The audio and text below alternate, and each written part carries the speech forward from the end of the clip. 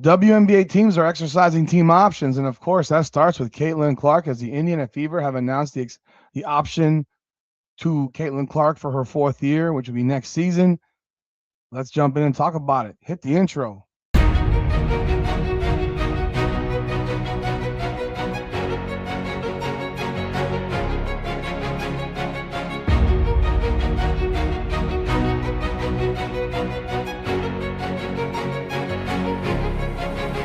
Welcome back, everyone, to another edition of Her Game, Her Way Women's Basketball. And Indiana Fever Unfiltered, powered by Come On Now, the podcast. Let's jump in on the content right here. But before we do, make sure you like the video at the end of this thing after you watch it, of course. And if you have some comments, leave a comment. Love to hear what you have to say about it. But let's jump in. The Indiana Fever have obviously made the clear and logical decision to exercise their option season for Caitlin Clark for year 4, which will be next season. This is obviously not a surprise, as the guard is the face of the league. She is the face of the league. She is the league, and she brings all the attention to the league. She got everybody paid, and now they should all be thanking her and kissing the darn ring. Let's just keep it real. I mean, what else can you say about it? You know what I mean? So, what does that mean? That means I guess she'll make about $600,000 next year or whatever, something like that. Not really too concerned about the number. They'll lock her in for that one more year, and then realistically, they will have an option. They will have the option to decide what they're going to do with Caitlin Clark. Now, do I think the Indiana Fever are going to trade Caitlin Clark next season? Obviously, I would say no. But we have to consider what reality is. This season here will give a great determination as to whether or not Caitlin Clark is in the future plans of this franchise, or if she wants to be in the future plans of this franchise. We're already seeing this off-ball stuff that Stephanie White wants to do with Caitlin Clark. And realistically, to most of us, it doesn't make a whole lot of sense.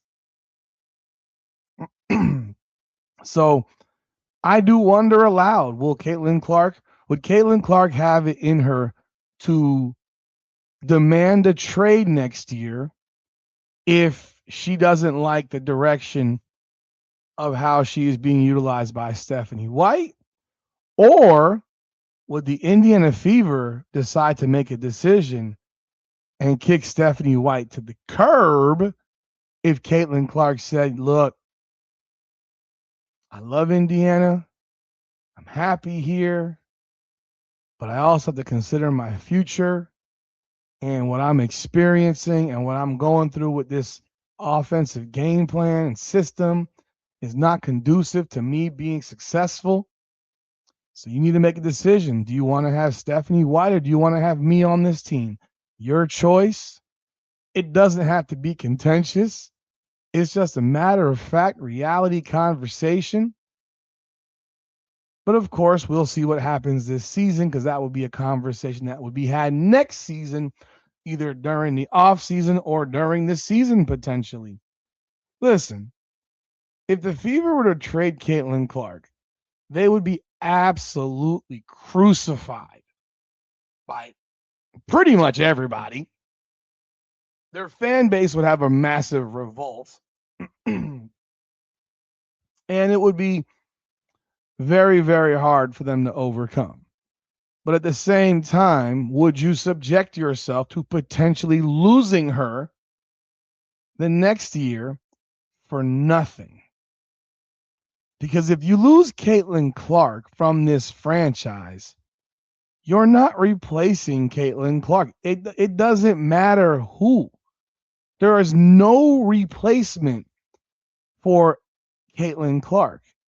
There's no way to put people in the seats the way Caitlin Clark does.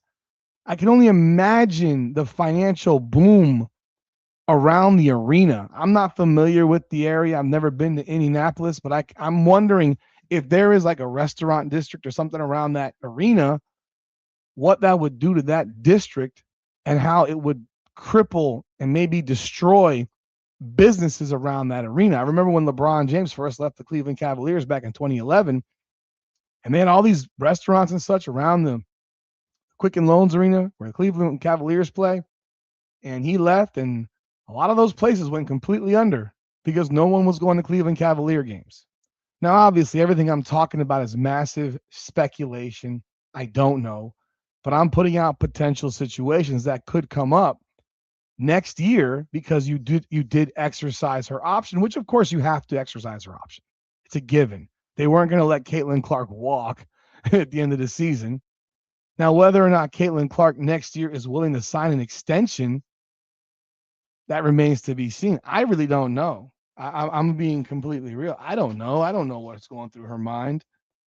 You know, I have my opinions of what I think Caitlin Clark does and says and what she should do more and say more and defend herself more. But I think it is something to consider because even if you traded her for a top shelf player, it doesn't change the fact that the financial aspects of that trade would be devastating to the Indianapolis community during the women's basketball season, WNBA season. But in the meantime, they have extended Caitlin Clark or offered, they have exercised the extension for the option season. I'm sorry, they exercised the option season next year. So we'll see what happens. In the meantime, around the WNBA, the Atlanta Dream also extended, exercised Angel Reese's option for the Atlanta Dream. I think Angel Reese will be making Atlanta her home. I don't think Angel Reese will look to go anywhere. I think Angel Reese is in the perfect situation for herself. She's not under immense pressure to perform on the offensive end. She can do the things that she does well, which is rebound, defend, and play hard. And if she was to get, average 10, 12 points a game, I think they'd be very happy with that. I've heard some people losing their minds about predictions of Angel Reese's points per game. And I think people are missing the point because end of the day, Angel Reese will not be the number one, the number two, or even the number three option on that team. She just won't be. I mean, she might be the third option without Brianna Jones, but once Brianna Jones returns, she's the fourth option at best. I mean, it depends on where you would put Jordan Canada, but you could also argue she might be the fifth option offensively. So if you're averaging 10, 12 points as the fourth, fifth option, that's good.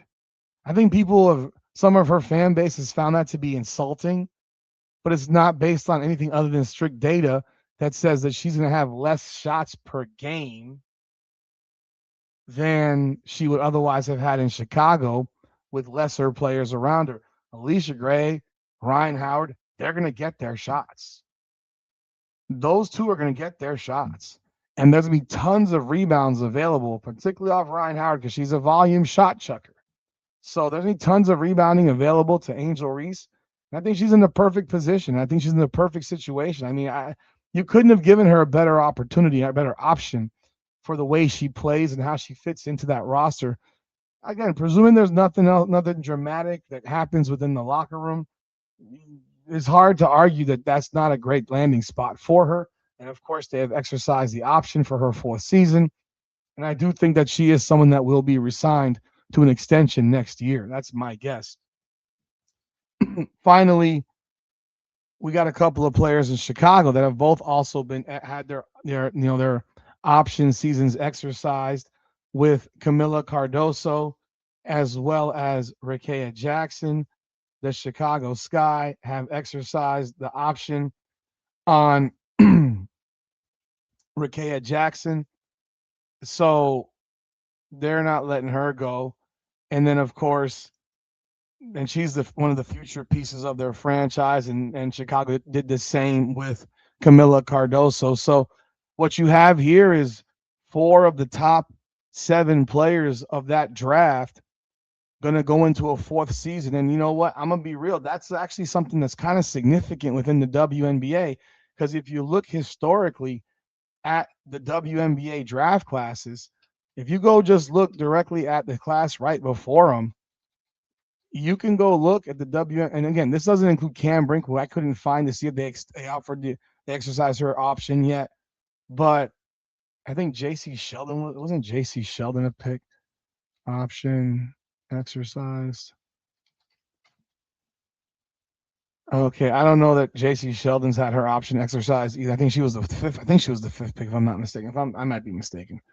But in 2023, if you look at that draft class, that's the Aaliyah Boston class. You want to know who the 2nd pick in that draft was? Probably have no idea. It's Diamond Miller. Diamond Miller is